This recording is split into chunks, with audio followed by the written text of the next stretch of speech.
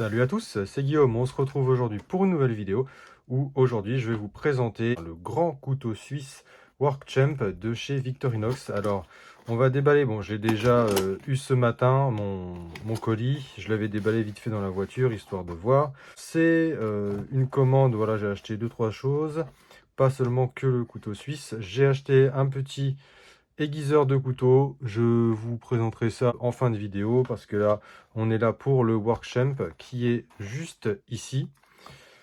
Donc j'ai tout commandé sur le site Victorinox, l'étui qui va avec, un petit livre à l'aventure avec le couteau de poche qui présente différentes astuces en forêt pour fabriquer des choses, se simplifier la vie si on fait du camping ou du bivouac. Au niveau du packaging, c'est vraiment soigné, c'est dans un petit colis blanc comme ça et tout. On a la facture avec le bon de retour si on veut renvoyer des choses dans une pochette Victorinox. Tout est bien soigné, c'est emballé dans du papier comme ça. Le livre il était emballé dans du papier comme ça, craft un peu.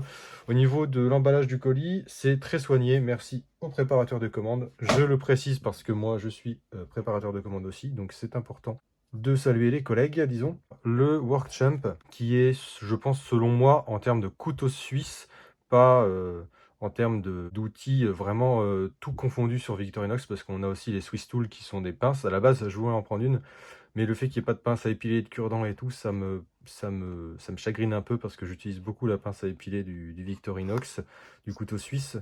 Donc voilà, c'est toujours un packaging voilà, sobre et tout.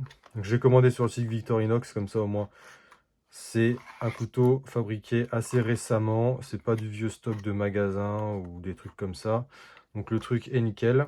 Alors c'est un couteau suisse qui est de la catégorie grand couteau suisse. Vous avez les petits, les moyens et les grands. Celui-ci fait 111 mm de longueur. Il fait 32 de largeur et 29 mm de hauteur. C'est un couteau qui pèse quand même assez lourd, mais bon, quand on voit le nombre d'outils qu'il y a dessus, c'est pas non plus si déconnant que ça, parce qu'il y a dessus 21 fonctions et la lame est bloquable. C'est pas une ouverture à une main, mais la lame est bloquable. Alors je vais vous faire voir les outils de ce couteau. Alors bon, on a le rouge, voilà, de Victorinox. Il est disponible de mémoire que en rouge, parce que des fois il y en a qui sont disponibles en d'autres couleurs. Donc là on a le logo Victorinox, on a le petit anneau, donc ça il le compte comme fonction. On a la pince à épiler. Ça, c'est vraiment une des meilleures pinces à épiler que j'ai utilisées. J'ai déjà acheté des pinces à épiler en magasin, genre à Leclerc ou quoi, où c'est des grandes pinces à épiler. Je pense que tout le monde a acheté la même. Et c'est vraiment de la merde. Que ça, c'est vraiment super, même pour les tout petits trucs. Des fois, j'ai un poil qui pousse des fois sur le visage, mais il est tout fin. Et j'arrive pas à l'enlever avec une pince normale. Avec celui-ci, j'arrive avec cette pince-là. Donc c'est vraiment super comme pince à épiler, comme pincette. Le cure-dent. Donc ça, c'est un peu la tradition hein, sur un couteau suisse, il y a toujours quasiment ça. Vous avez le tire-bouchon avec le petit tournevis. Alors un petit tournevis plat pour, vous savez, enlever les petits caches sur les voitures radiocommandées ou sur les balances, les petites vis, là, des trucs comme ça, ou sur les lunettes. Pour voilà, de la précision sur les toutes petites vis. Vous en avez d'autres de disponibles sur le site Victorinox, c'est un set de 4 tournevis, il me semble. Donc il y en a disponibles à la vente à part. Le petit poinçon. Alors il me semble qu'ils ont changé. Ah, il y a de l'huile. Ça se voit que le truc est vraiment super neuf. Il y en a avec un trou, il me semble. Là, il n'y a pas de trou sur celui-ci. Donc ça, c'est un couteau hein, qui est disponible au prix de 99 €. Et j'ai pris celui-ci pour avoir des outils plus grands. Je trouve que c'est plus intéressant qu'un couteau de poche moyen. Et au niveau terme rapport taille, nombre de fonctions et prix, c'est ce qui me semble le plus intéressant en termes de couteau suisse. Je ne parle pas pour les Swiss Tools parce que c'est vraiment encore différent. On a le décapsuleur. Donc là, ici, le décapsuleur. Là, c'est pour dénuder des fils électriques, mais des petits fils électriques. Le tournevis plat. Et il est bloquable. Je comprends pas pourquoi, bon, c'est bien qu'il l'ait fait, mais je comprends pas pourquoi il est bloqué. Voilà, là c'est bloquable. Je sais pas pourquoi c'est bloqué. Un mystère. On a la lame. du couteau. Donc c'est une lame lisse qui n'est pas ouverture à une main et la longueur de la lame fait 8,5 cm. Alors j'ai pris cette mesure-là sur Knives and Tools et eux, quand ils mesurent, c'est de la pointe jusqu'au tranchant qui est là, où il y a mon ongle là, jusqu'ici. Et là, ça fait 8,5 cm. Sur le Swiss Champ, sur un couteau suisse de taille moyenne, c'est 6 cm la lame du couteau. Et c'est précis parce que j'ai déjà vérifié. Et quand ils disent 6 cm, j'avais vérifié sur mon Swiss Champ, c'était bien 6 cm. Donc celle-ci fait 8,5 cm de long. Donc c'est quand même pas négligeable d'avoir 2 cm et demi de plus en longueur de lame. Si jamais on mange avec le couteau ou quoi le midi, c'est un plus. La lame est bloquable. Donc voilà, vous pouvez voir, c'est bloqué. Vous avez le petit truc là pour débloquer. Bon, c'est un peu rigide, donc il faut faire gaffe à pas se couper. Ensuite, on a une pince. Alors moi, à la base, je voulais prendre le Swiss Tool pour avoir une pince, mais au final, je vais pas avoir énormément d'utilité avec la pince, donc je préfère avoir une petite pince comme ça pour les petits travaux, le ciseau.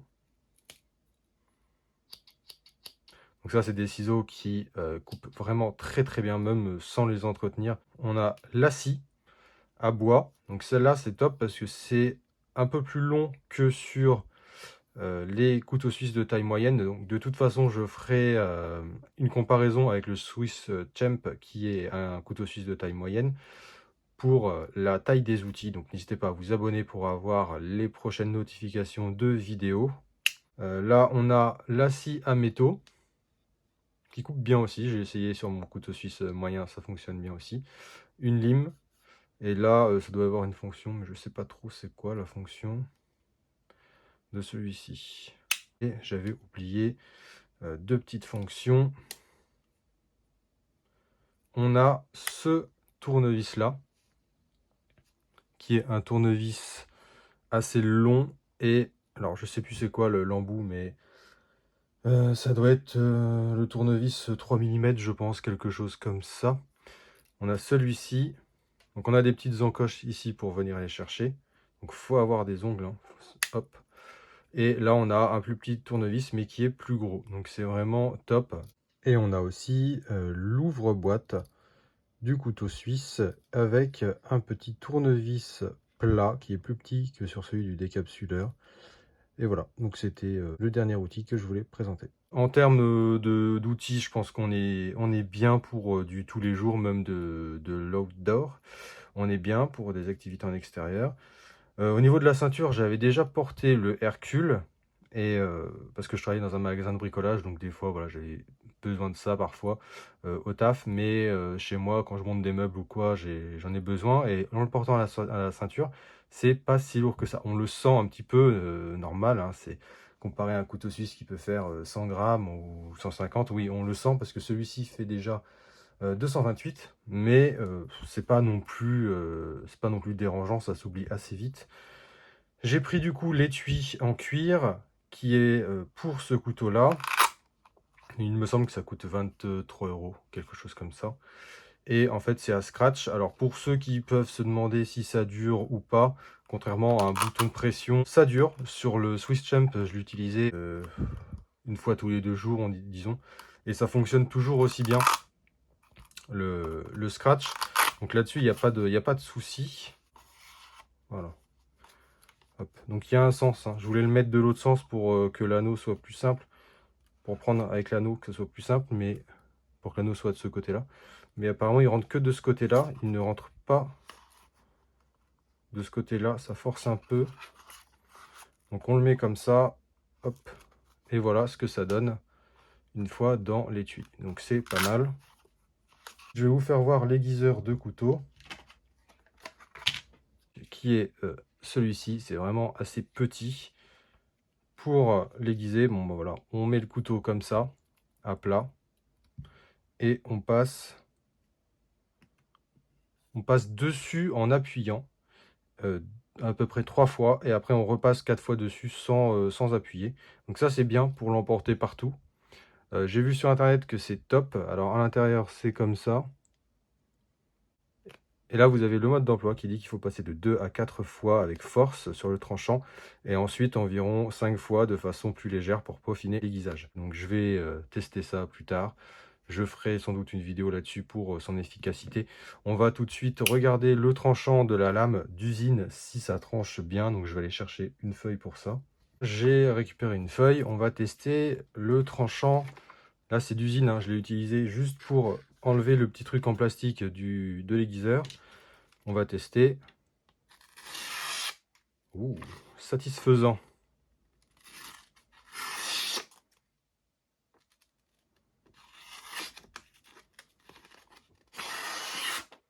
Donc ça coupe franchement très bien. C'est parfait. Donc là, je ne force pas, hein. Et là, je vais vous faire voir. Je vais faire une petite entaille pour entamer le... Ça coupe très bien d'usine, de base, en direct de la production. Donc c'est parfait. Je ne sais pas ce que vous avez pensé de cette vidéo. Si ça vous a plu, pensez à liker et à vous abonner. Ça me soutient énormément sur la chaîne. Et si vous avez ce couteau suisse, vous pouvez aussi faire des retours dans l'espace commentaire de la vidéo. Ça peut toujours intéresser des gens. Et moi, je vous dis à la prochaine pour de futures vidéos.